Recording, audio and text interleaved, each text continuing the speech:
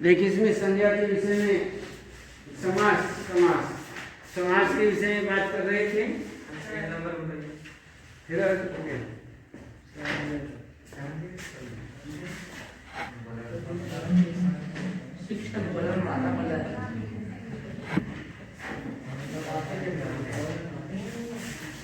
तो समास के विषय में ही बात कर रहे थे। समास समास की परिभाषा, समास किसे कहते हैं, समास के कितने पद होते हैं, पूर्व पद, उत्तर पद, समास का विग्रह किस प्रकार होता है, समस्त पद किसे कहते हैं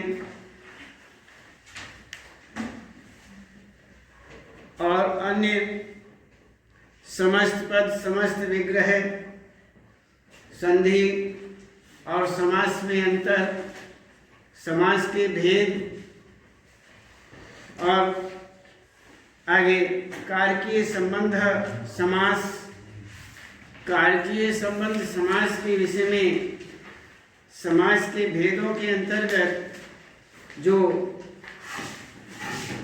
समास के भेद हैं उनके अंतर्गत कारकीय संबंध युक्त जो समास हैं अर्थात तत्पुरुष समास, तत्पुरुष समास जो है वह कारक से संबंधित समास माना जाता है।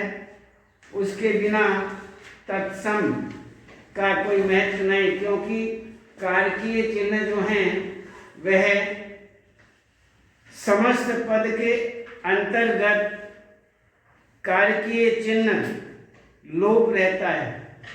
जब उसका विग्रह किया जाता है तो उस विग्रह के अंतर्गत उसमें समास चिन्ह, कारकीय चिन्ह जो है वो सहज बाहर आता है जब विग्रह किया जाता है, विग्रह के समय। तो इसमें सारे के सारे तत्पुरुष जितने हैं वह कारकीय चिन्हों से संबंधित तत्पुरुष जो हैं वो 6 प्रकार के बताए जाते हैं। 6 प्रकार के तत्पुरुष होते हैं और 6 प्रकारों में सबसे पहला, वैसे तो 8 कारकीय चिन्ह हैं, 8 हैं, 8 में से सबसे पहले वाला और सबसे बाद वाला जिसे हम संबोधन कहते हैं, वो संबोधन जो है वह और कर्ता दो को अलग कर दिया जाता है। दो को अलग करने के बाद हमारे पास केवल 6 बाकी रहते हैं, 6 बनते हैं। और 6 में सबसे पहला जो कारकीय चिन्ह के अंतर्गत तत्पुरुष समास बनता है वो कर्म तत्पुरुष कहा जाता है, उसे कर्म तत्पुरुष कहते हैं। और कर्म तत्पुरुष के बाद में करण तत्पुरुष आता है। करण तत्पुरुष के बाद में हमारा संप्रदान तत्पुरुष होता है। तो संप्रदान तत्पुरुष, फिर अपादान तत्पुरुष, फिर संबंध तत्पुरुष, उसके बाद संबंध के बाद में अधिकरण तत्पुरुष। इस प्रकार से हमारे सामने 6 तत्पुरुष होते हैं। 6 तत्पुरुषों के विषय में हम बात करते हैं। 6 तत्पुरुष में सबसे पहला जो हमारा कर्म तत्पुरुष है, कर्ता के बाद का दूसरा नंबर, इसमें पहला नंबर लिया जाता है। तत्पुरुष के आधार पर यदि हम देखें तो केवल पहले को छोड़ करके जो दूसरा है कर्म तत्पुरुष, उसको हम तत्पुरुषों में पहला तत्पुरुष कहते हैं। तो पहला तत्पुरुष हमारा कौन सा हुआ? कर्म तत्पुरुष। कर्म तत्पुरुष के जो चिन्ह होते हैं वह कारकीय चिन्ह, कारकीय चिन्ह जो हैं वह अलग है। कौन सा है? कर्ता को छोड़ करके कर्ता, कर्म, कर्म तत्पुरुष, कर्म तत्पुरुष का चिन्ह होता है को। तो यहां से हम शुरू करते हैं। कर्ता के बाद में कर्म, कर्म तत्पुरुष।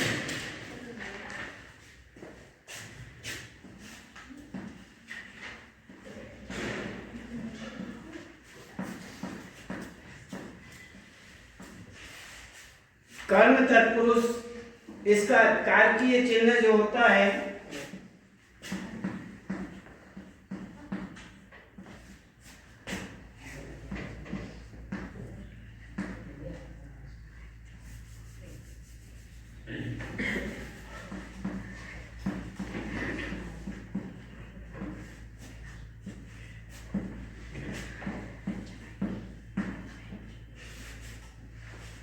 कारकीय चिन्ह को माना जाता है। ये आपका सबसे पहला, अच्छा, कर्म तत्पुरुष कारकीय चिन्ह को, ये सबसे पहला होता है। इसके बाद दूसरा देखिए, कर्म, कर्म के बाद करण,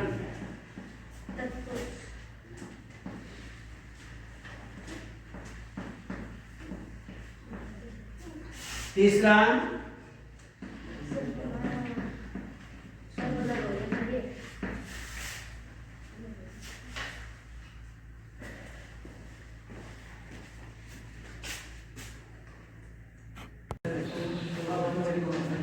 देखिए इसमें, उसके बाद हम देखते हैं संप्रदान तत्पुरुष। संप्रदान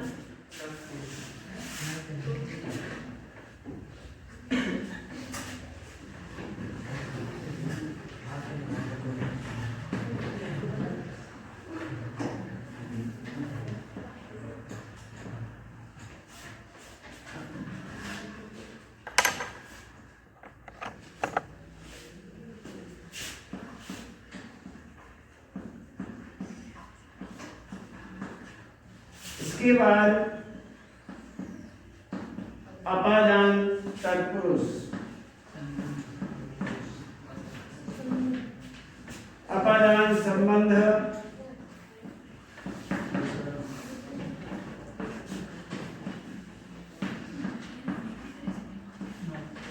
और इसके बाद है अधिकरण।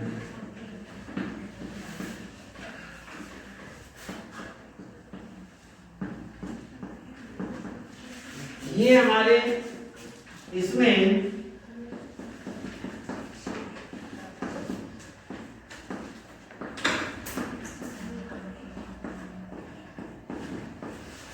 छह प्रकार हमारे तत्पुरुष के हुए। इसमें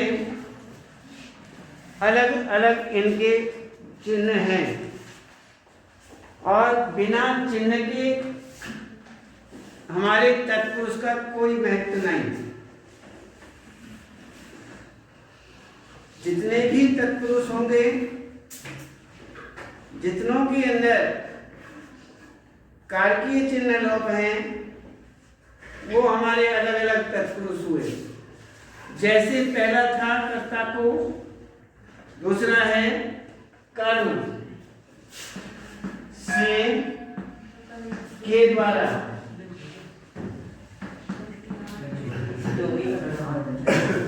इसी तरह से यहाँ पर संप्रदान के लिए अपादान से अलग होना, इसमें से, डंडे से,